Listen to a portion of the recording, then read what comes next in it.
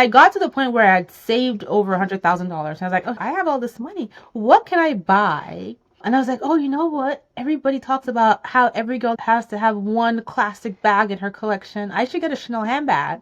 So I went and I bought a Chanel handbag, and I've saved enough money. 6 months later, I should buy another Chanel handbag. So I went and I bought another one with $2,850. And before I knew it, every 6 months, I'm like, I should buy a new Chanel handbag. That was my treat yourself habit, buying a designer handbag. I did the math and I would have had $30,000 if I had invested that amount of money.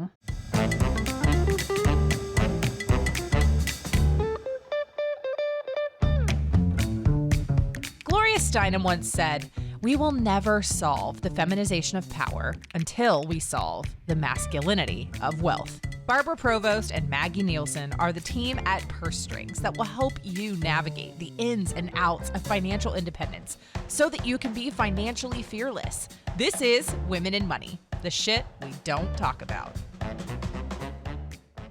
We are so excited to have Bola on today, founder of Clever Girl Finance. So before we dive in, Bola, could you introduce who you are and what you do to the audience? Yes, thank you so much for having me on the podcast. I'm excited to be here. And like you said, my name is Bola Sokunbi. I'm the founder of Clever Girl Finance. We're an online financial education and empowerment platform focusing on women. And the goal is really to empower women to do well with their money, make the right decisions, and live life on their own terms. I'm also an author of 5 books, currently writing my 6th book. So the Clever Girl Finance book series, my wealth plan workbook, and my book about my personal story called Choosing to Prosper. So I'm really excited to be here, as I mentioned. Yeah, we're excited to have you. And I know we're going to dive in today a bit about like your personal story as well, as that kind of was your foundation or your impetus on getting started. And so I know your story highlights how your mother's financial sacrifices really inspired you to pursue that wealth building. So what kind of lessons from her journey can help women make kind of these bold financial decisions in 2025? So I'll give you some background on my mom's story just for context, just to kind of help you understand why her story inspires me. But my mom got married very young. She was 19 years old. She had her high school diploma and that was it. My dad was much older, but I guess at the time that was the norm. My dad was in his 30s. I have a lot of friends, moms who got married in their late teens, early 20s to 30-something-year-old guys. It was a different generation. And so she went on to have 4 kids, housewife, homemaker, caretaker of the children. And as she started to get older, she started to observe things that were happening with her friends that she just was not comfortable with. And I was born, my mom was in her early 30s. And so I was kind of in that witnessing stage of her seeing things happening. So I remember being a little girl and being in the corner of our living room and her having friends come over with suitcases and they needed to spend the night. And they would be there with their suitcases and with their kids. And they needed to spend the night because they couldn't get them back home. And I realized now that they had been abusive marriages and they didn't have any option but to come to my mom. They didn't have any money, they didn't have any way out, but they needed to find a way out, and my mom was their safe haven. There were situations where I saw her friends who had lost their spouse, and there would be the conversations about how the family had come in and taken everything because he had left everything in their name or in his name and nothing in her name. And so my mom just never wanted to find herself in that situation where she had nothing. No money to leave a bad situation, no money in the event that my dad was not there. My parents have been married for over 50 years now, but that was kind of her mindset. And so my mom decided that she wanted to go back to school. And that was a challenge for my dad because the way he was raised and the way our society was is that the man is a caretaker. He takes care of his family. He brings in the income. And why should your wife be out there working? How does that make you look as the provider? So I meant provider, not caretaker. How does that make him look as a provider? And so there was a bit of, I guess, conflict between both of them around that. My mom eventually went on to get her undergrad degree. I went with her to all her college classes. She was the mom in the class with a little child, and she was always telling me to shh. And then she went on to get her master's degree and then other certifications, and she started making her own money and started working in investment banking, opened her own businesses. She used to have Coca-Cola franchise, a hairdressing salon. She opened a girls' secondary school, girls' high school. And my mom was just she had a very entrepreneurial spirit within her because she always wanted to be able to have her own money and contribute to our household. And that was a really good idea because fast forward several years, my dad ended up having to retire early from his job due to health issues. And my mom became about 15 years earlier than he had planned to retire. And my mom became the main breadwinner. And this was at a time where I was going to college as an international student. That cost a lot of money, right? And there was a lot of other expenses with my siblings, my older siblings as well, that my mom ended up supporting us through. And so a lot of the advice my mom gives me and even my dad gives me is about being able to stand on my own 2 feet no matter what. My mom always would encourage me to be independent. And my dad would always tell me, don't marry a liability and don't ever let anybody be a liability on you. So my mom, the way her, I guess what I learned from her would be relevant to women today, would really be to empower yourself to earn your own money no matter where you are, right? My mom was a housewife. She was taking care of kids and she decided that she was going to go back to school. She started that way. And even when she was a housewife, my dad would give her a monthly allowance. My mom would get really entrepreneurial with that monthly allowance, selling her friends little goods and services. Like, if you help me do this and I'll babysit for you and you give me this. So she was always trying to figure out how to make it work because she just wanted to have a sense of security for herself. Not because she was hoping that one day she would be in an abusive marriage or one day my dad would die, but just because you never know. And in her situation, it was becoming the breadwinner unexpectedly, right? And so I think it's for us being able to stand on our own 2 feet, being able to involve ourselves in our family finances if we're choosing to be homemakers or that's what we're giving to our family, being aware of where things are, knowing that it's okay for us to ask for our names to be on the house title and on the bank accounts because we're part of the team that makes our households whole. And so those are the lessons I would say from her journey are relevant to me and to other women today. That is such a powerful story, and what a beautiful mentor your mom was, and a teacher showing you how important it is for you to be independent and on your own. And your father supported that as well. It sounds like he gave you that same messaging, which was terrific. He got on board eventually. Yeah, they got on board, huh? And it's also amazing just to see how much she was helping all these other women and kind of knowing like I have to support myself because I don't know who else will need me out there and the opportunities that she was able to give and give that safe space. It's just so powerful, especially as a young woman, kind of seeing how she helps the community. And I love that you also had to go to school with her. So did you walk across the stage when you were as well? Or No, I don't. I was definitely at her graduation. I had a little cap and gown situation going on. I don't remember if I walked across the stage with her, but I was there. I remember being told, shh. That's what I remember the most about the whole experience. And what's really funny is that my mom was in college in her early 30s, and I ended up going to the same college as her, and we had the same psychology professor, but I didn't know it. And in the class, the professor would say, there's just something about you that's so familiar. I can't place it. And she would ask me questions, and I'm like, I don't know what you're talking about. She's like, there's something about you. I just can't place it. And then one day I was talking to my mom. I'm like, there's this woman that teaches psychology. She keeps saying that she can't place it. There's something about me. And mom's like, oh my God, I used to take you to her class 20 something years ago. Wow. So you knew all the answers. Right? That's wild. Boy, you must have been a patient little girl to sit through all those classes. I remember being under tables a lot. That's crazy. So it sounds like you picked up some amazing financial habits and strategies. You even saved your first $100,000 on a modest salary by building some habits like saving half of your income and starting a side hustle. Sounds like you learned a lot from your mom. So, what small actionable steps can women take from this to replicate some successes? Like, what did you learn? What did you do? What can you share for other women? So if I think back to me getting started with my financial journey, it was really graduating from college and getting my first real paying job. So when I graduated from college, I didn't get a job immediately. I finished college in March. I didn't have any classes until graduation in May. I finished my classes early, and I remember I was so anxious to get a job, but nothing was forthcoming. So I ended up getting a job at CVS and working at the photo department, processing photos. And it was minimum wage. And at the time, I think minimum wage is about $15 now, but at the time it was like $5 or $4.85. It was not good. But I was so desperate to have a job that I just wanted to do anything, and I got the job at CVS while I was still applying. And so the first thing I started doing was just saving as much as I could, because I'm like, my parents, because my dad had to retire early, my mom became the breadwinner.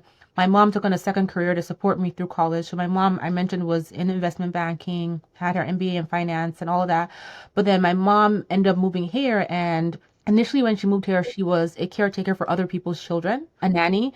And then she eventually went on to become a nurse because she wanted to support us. And she did this when she was in her 50s. So I felt this obligation to just make my mom proud because she sacrificed all these things. My parents had delayed their retirement so I could go to college. I didn't qualify for any student loans as an international student. I had some partial scholarships, but I just wanted to make them proud. So that was the motivation behind getting the CVS job. And so it was just saving as much money as I could. And then when I eventually to get my corporate job a few months later, earning $54,000 before taxes, I realized that there were things I didn't know and my parents couldn't help me with them. My parents are immigrants. I'm a first generation immigrant. They didn't know about credit. They didn't know about 401ks. They didn't know about the US stock market or investing. So I had to learn all these things. And I remember I had saved an amount of money. I don't remember how much it was, maybe like $10,000 or something. And I went to a financial advisor's office and I wanted help as to how to invest because I was told that if you have money, go to a financial advisor to help you. And he was like, where'd you get this from? Do you have a boyfriend? Are you married? And he's asking me all these random questions about what man is funding my saving that I got nothing out of it, but I left angry. And so I was like, you know what? I'm going to figure this out on my own. I'm going to learn as much as I can about finance. And I went on Google and started reading different finance blogs. I went to the bookstore. At the time, I only found 2 finance books, one by Susie Orman, and it was on wills and trusts, and then one by David Bach about Smart Women Finish Rich. And that book became my Bible. I read that book to shreds until it was falling apart. I bought it again. And I found it so ironic that there was a man that was writing a book on finance for women. But I was like, you know what? If he's the only one that's talking about this right now. Yeah. Sure. So, and it was a really good book. I still love that book. I still have a copy of it. And so I learned as much as I could. So I would tell, anyone, learn as much as you can, empower yourself with knowledge so that when you go into the financial advisor meeting, you don't feel like you're being taken for a ride. You don't feel weird or embarrassed. And you can also do things on your own. You can create your budget on your own. You can create a financial plan on your own. You can invest on your own. You don't need to rely on anybody else. And a lot of times the most common trend I see with women is telling ourselves that, oh, I'm bad with money. Nobody told me how to be good with money. And I understand that, right? Because generationally, money was not a woman's thing. We all have a good recipe from our grandmother on how to make something, a cake, a pie, a main dish, something. And that was the thing back then, passed down recipes. And it's great, right? But sons were taught about family business, taught about money and buying a house. And I think it wasn't up until the 70s that a woman could open a bank account by herself. So generationally, money has not been our thing. But in today's world, money has to be our thing because we can have our own bank accounts.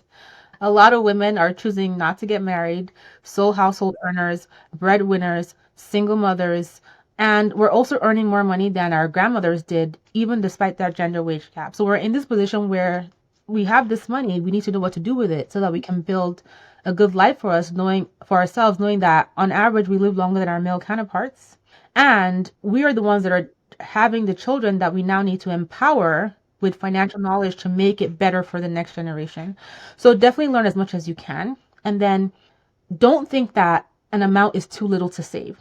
I remember with my savings journey, I was just so focused on trying to save as much as I could that I remember having a spare $1 and I drove to the credit union. I had an account to make the deposit. And the teller was like, did you really drive all this way to deposit the $1? Like the gas it costs you to come here, girl.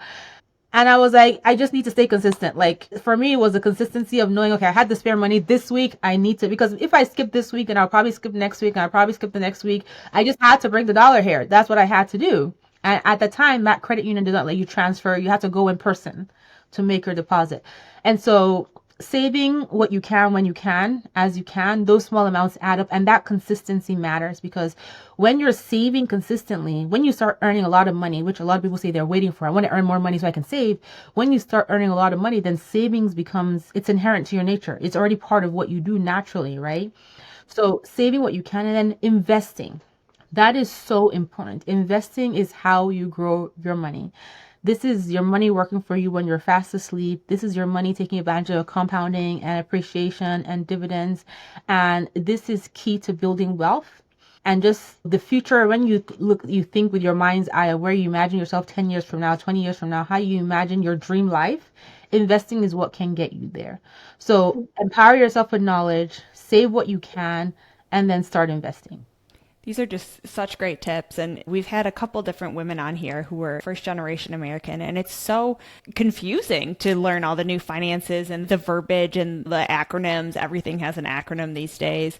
And so it's just so important just to learn and tell yourself that you can do this because no one else is going to come and teach you and sit down and have that lesson. And so if you want it, you've got to do it yourself. And you really showed that even 54,000, especially today, is not a whole lot. It's hard to find some to save, but you did that consistently. And it is just about getting in those reps. As I know, sometimes it's like, well, it is just $5. What's that going to do? It's like, well, 7% over 20 years, it's going to turn into a little bit more. But it is just getting those reps because eventually, if you kept saying, oh, that's not enough to save, it's never going to be enough to save. 250 won't be enough. 1,000 won't be enough. And so you've just got to start and keep that habit going. And I love that. Yeah, I mean, $54,000 after taxes is 40K. About 40K in New York City is not a lot. And so you have to get, and people here, they're like, oh, but then how did you save 100K? And it's like you said, I had a side hustle. I got creative with my savings. I was like, okay, how can I eat lunch at work every day? How can I make sure that work, because I used to work in consulting, and if you were at work, I think over 12 hours, they would pay for dinner. I was like, how can I stretch myself to stay at work every day beyond 12 hours? I can get free dinner. I'm like, who's having a baby shower today so I can go and get free lunch? I would tell the admins at work, if there's a baby shower, if there's a birthday party, retirement party, tell me. And it got to a point where they just knew to email me, Bola, free food at conference room. And I would like head over there. Okay, this is breakfast, lunch, and dinner. And they just knew to contact me about that because I was like, if I don't have to buy groceries this week, what can I do with that extra money, right? If I don't have to pay for this bill this week, if I could get it for free at work, what can I do with that extra money? And that's what I was thinking. I started doing a side hustle photography business on nights and weekends. And I was barely ever home because I was trying to figure out how to make more money. And that's what really helped me save. I contributed to my 401k. I took my employer's free match. The tax returns I got, I saved all of them. The little bonus I got at work, I saved all of it. And I always tell people you can do certain amount of things for short periods of time. Could I have been, and my grocery budget was ramen noodles and my treat was Coke. So I would go buy the 20 pack of ramen noodles for like, I don't know what, $5. It's probably still $5 today or $10. And I'd buy a case of Coke. And that was my grocery shopping for the week. So horribly unnutritious, terribly bad for your health. And I would try to buffer it in with food from work. And for me, it was like, how can I save? And I did that intensely for 3.5 years or so. And I tell people, you can do anything crazy for a short period of time, but you have to make it worth it. And for me, saving that money was worth it because when I saved the first 10,000, I was like, wait a minute, girl, you can save 10,000. And then I saved 20. I'm like, wow, I saved 20,000. And I look at my 401k and there's 40,000. I'm like, oh my God, I have $40,000. Like, I was blowing my own mind. And so it was like, let me see what I can do. And I didn't have any kids at the time, right? Kids are expensive. I wasn't married. I didn't have any big financial obligations. It was just me, myself, and I. And so I had this opportunity to really focus on just me and being, because I can't imagine that even if I was married, that my husband would be like, oh, let's eat ramen noodles and Coke every night for dinner. So You made some sacrifices. exactly. It sounds exciting, but there were some days where I was like, this is stupid, Bola. I was going to ask you if there's ever like, because like you said, you can only stick to something so long before after a while you crack and you're like, I'm done here. And so I was going to ask, is there like a treat yourself that you would always get? And so that was kind of a Coke for you? Yeah, so Coke is, look, There she goes. Coke is my favorite thing. Now it's Coke Zero. And be mindful. But at the time, for me, I was so busy. I worked in consulting, so I was traveling every week. I was so busy that I didn't really have the time to treat myself for that period of time. I didn't really have the time because I was so busy that I started the side hustle. But I got to the point where I'd saved over $100,000. I was like, oh, I have all this money. What can I buy? And I was like, oh, you know what? Everybody talks about how every girl has to have one classic bag in her collection. I should get a Chanel handbag. So I went and I bought a Chanel handbag, and at the time they were $2,850. So I bought one. And I was like, you know what? I've saved enough money. 6 months later, I should buy another Chanel handbag. So I went and I bought another one for $2,850. And before I knew it, every 6 months, I'm like, I should buy a new Chanel handbag. Mind you, Chanel handbags are not $2,850 anymore. And so that was my treat yourself habit, buying a designer handbag. And then I got to a point where, and I still love designer handbags today, I still have them, but I got to a point with that particular brand of bag that I looked at my closet and I realized the only bag that I actually used was the first one I ever bought. And all the other ones were just stacked up in my closet. And one day my husband, who at the time was my boyfriend, said, this just looks like a pile of money sitting in your closet. And I was like, let me do some math. And so at the time, the bags had been increasing in price. So the $2,800 and $2,850 bag I bought maybe was about $6,000 then. I was like, yeah, but my bag has appreciated. I made some money. But then I went and I did the math on an online calculator. I was like, if I had taken this money for all these bags and I had bought Amazon stock, how much would I have had? If now I have 6,000 minus 2,850, right? But mind you, this is not a brand new bag anymore. It's a beat up used bag. They've been sitting in my closet. They're not current season, so they're really not worth 6,000. I did the math and I would have had $30,000 if I had invested that amount of money. So I was like, you know what? All of these bags, they got to go. So I sold them. And a lot of them I made more than I bought them for, a lot more than I bought them for. But if I had invested the money, it's kind of like crying over spilt milk. I would have made a lot more. So that bag I bought for $2,850 now, today, is I think $12,000 now, with price increases and inflation. But still, if that bag is $12,000, imagine what my stock market investment would have been. So yeah, it's like I can't cry over spilt milk, right? But I did sell most of them, including the first one I bought, because I was like, you know what? This doesn't make any sense. And eventually I did get back into buying bags I love, but at a different pace and with a different mindset. So that was my treat yourself. I love that. And it's true. I mean, everyone does need like a good purse, their go-to bag. So it sounds like you did get some good wear out of them, a good learning lesson. And if you save that much money, I'm glad you did just treat yourself to a little bit more than a Coke.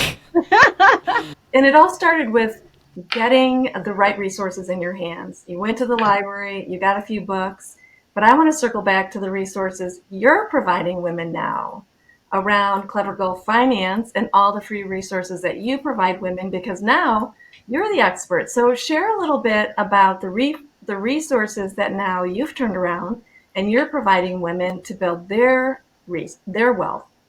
Yeah, so when I was in the process of creating resources, writing books, I always asked myself, like, what would Bola, who got upset with that financial advisor, who was asking her stupid questions, what would I have wanted to know? What support would I have wanted to have?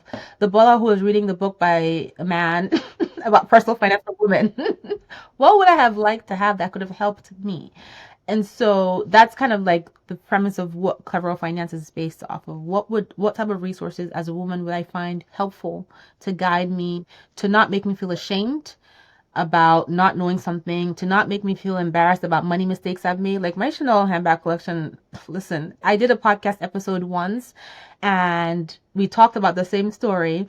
And when they did the intro, and I listened to the intro of the podcast that had been released, they were like, hey, we have a ridiculous story to share with you about a woman who... And I was like, wow. They basically shamed me. They basically shamed me for having this handbag collection. But everybody makes mistakes. And you know what? I would even say that if I had chosen to keep that collection, over the years in which I bought it, it would have been okay too because I had saved a significant amount of money. I had worked hard for them and it wasn't taking away from anything. It's funny how they still kind of want to put that shame in there. And it's like, I've done so much and overcome so much, and it's hard to shake the shame. I mean, even if we shake it from ourselves, there's still people out there who want to put it back on us. And so it's like, you got to continue just shaking it off. Yes, because when a guy goes and buys a watch or a fancy car, they're like, wow, what a cool dude.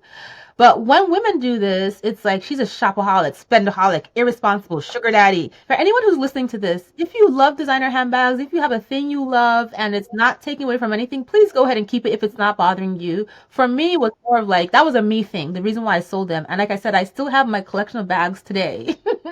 Whole different story. But going back to the question you asked me, so I wanted the resources to not be shameful, to make you feel comfortable about money, and also to realize that money is a tough topic, and so you have to be able to laugh about it. Because if I can't laugh about somebody shaming me on a podcast about my bag collection, I'm gonna sit here and cry with you. I'm like, oh my god, can you imagine? So we offer over 30 plus free courses. They're all bite-sized courses, all foundational finance courses, business, investing, raising your kids with money, planning a wedding, updating your resume for LinkedIn, budgeting, just a bunch of content around the finance universe. There's also worksheets, Excel spreadsheets, PDFs, printables. We have over 40 of them, debt repayment, budgeting worksheets, investing worksheets. And then there's our website. We have a ton of articles on there that get updated very frequently. Our newsletter. And I forgot to mention our courses are all free. The worksheets are all free. The newsletter, you can join that as well. That is also free. And then we have a paid Substack newsletter. It's a nominal fee, $5 a month for our discussions on current money topics. And then obviously there are the Clever Girl Finance books, which I mentioned earlier. So there are 5 books in the series right now. There's the first book called Clever Girl Finance, Ditch Debt, Save Money, and Build Real Wealth. That's the foundational book. There is Grow Your Money, which is the investing book. There's a Side Hustle Guide, which is all about side hustles. There is my wealth plan workbook, which helps you create your own financial plan. And then there's my personal story book called Choosing to Prosper. And then I'm working on my 6th book now, which comes out next spring, summer, and it's called Clever Girl Millionaire. And so that is our universe. And there's also a podcast called Clever Girls Know and the Clever Girl Finance YouTube channel. And again, the whole premise is really empowering women and our allies to be confident about making money decisions, having money conversations, and getting to a point where you can say, you know what, I'm confident about what I'm doing, and I'm getting to a point where I'm living life on my own terms. It's not about standards about when I should get married, when I should have kids, or who says I should do what. This is about me and me being ultimately happy and how I can leverage money as a tool to get me to achieving my goals. So those are the resources that Clever Girl Finance offers. And then we also have planners as well.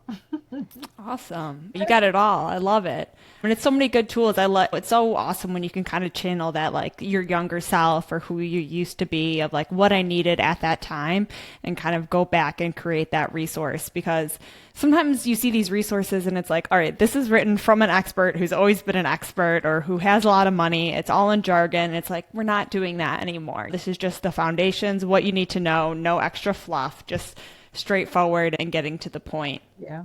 And sometimes I go back and I listen to or read what Bola would tell Bola to do. So, Yeah. for example, I recently had a trip to Paris and I went shopping. And so I went back and I found the video that Bola made on how to put yourself in a shopping bag. And I watched that video. I was like, you know what, girl, you have some really good advice. I should take that more often. Exactly. So I feel like sometimes people put finance in a square box. Mm-hmm. You cannot spend money to make yourself happy. If you are spending money and enjoying yourself, you're irresponsible. But like, life is meant to be lived, and money helps you do that. And so there's a lot of guilt women carry, and even I carry that guilt sometimes, just because of the way society has impressed this upon us. Like, if you're too happy, then you're being irresponsible with your money. But what is the point of money? It is crazy the way that women are, the money messages that we've been given that we have to unpack and reframe and get rid of. And I don't know. It's tough. It's tough for women. And I think your resources are fantastic. I'm so glad to meet other women that are out there providing these resources for women free. so that they can live a beautiful life like we all want for women. But we always have one last question, Bola, that we would love for you to answer. We ask everyone the same question, and that's, what does financial freedom look like to you, Bola? Financial freedom to me is having options to do what makes me happy without being obligated to somebody else's intention.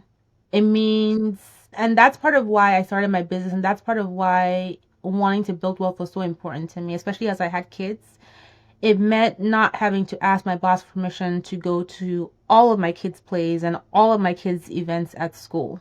That's to me is an option, and that is freedom. And in the early days of my business as a mom with young kids, I could had to pick which one I was going to this month because it was such a stressor to go ask my boss, can I take another half day during the busiest time of the year? So that it's options. It's being able to walk away from situations that don't serve me.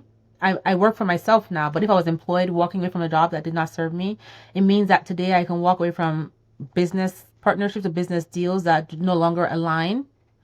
It means that I can say no to things and be okay about it and sleep well at night and not worry about how to pay my bills.